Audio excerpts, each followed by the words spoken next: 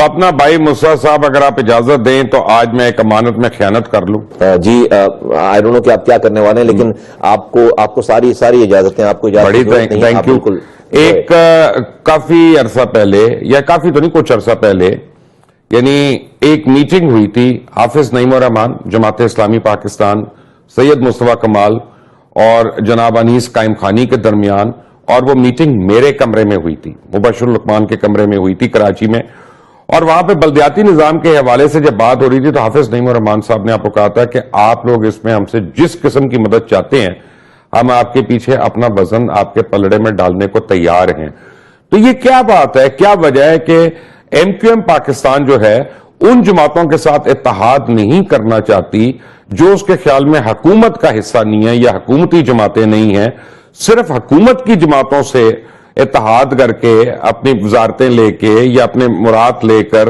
وہ باقی پارٹیوں کو نظر انداز کر دیتی. آپ اور جماعت اسلامی اگر اکٹھے ہوں بلدیاتی انتخاب کے موقف کے اوپر تو پھر میں نہیں سمجھتا کہ سننے کو روک سکتا ہے بلدیاتی انتخاب. مبشر بھائی، ہم جماعت اسلامی کے دفتر حافظ نعیم الرحمان صاحب کے پاس خود سے چلے گئے اور میری پارٹی کے لوگ ان کے پاس چلے گئے، اور ہم نے ان سے جو ہے وہ حتی الامکان کوشش کی کہ شہر کے مسائل پہ اپنے اختلافات رکھتے ہوئے ہم کوئی کسی متفق ایجنڈے کے اوپر جو ہے وہ بات کریں، کیونکہ پیپلز پارٹی کی حکمرانی ہے اور ہم چاہتے ہیں کہ پیپلز پارٹی سے ہم اس شہر کا، صوبے کا جائز حق لیں. لیکن میں آپ کو ایک مثال دوں، یہ تو بات ہے سیاست کی. ہم نے ایک ریلی اناؤنس کی فلسطین کے شہداء کے حوالے سے، اسرائیل کی جارحیت کے حوالے سے، ایم کیو ایم نے، اور ہم نے اس کا آؤٹر سکیل یہ رکھا، اس کا لینڈسکیپ یہ رکھا کہ ہم تمام پارٹیز کو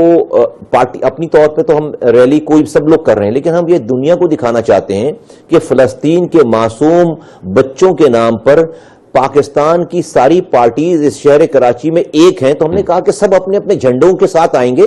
ہم اسٹیج پر اپنا کوئی نام نہیں لگائیں گے، ایم کیو ایم اپنا کوئی نام نہیں لگائے گی، سارے لوگ اپنے اپنے کارکنوں اور اپنے اپنے کلر کے ساتھ آئیں تاکہ لگے ایک ہی مجمع میں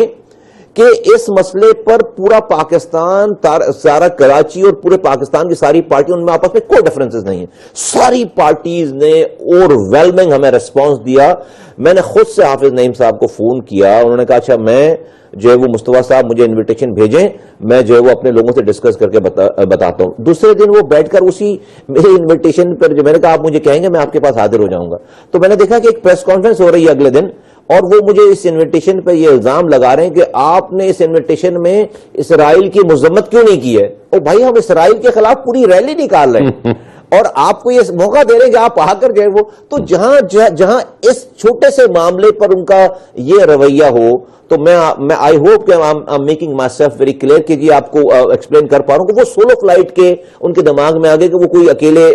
بہت بڑے ہیرو ہیں، تو وہ کراچی کو اور پورے پاکستان کو اکیلے سولو فتح کریں گے. تو انہوں نے جماعت اسلامی والوں نے جنت میں اکیلے جانا ہے، اور جب انہوں نے جانا ہے اس کے بعد جنت کے دروازوں پہ تالے لگا دینے کہ جو جماعت اسلامی کا کارکن ہوگا وہی جنت میں جائے گا. میں حافظ نعیم صاحب کو یہ میسج ضرور پہنچاؤں گا.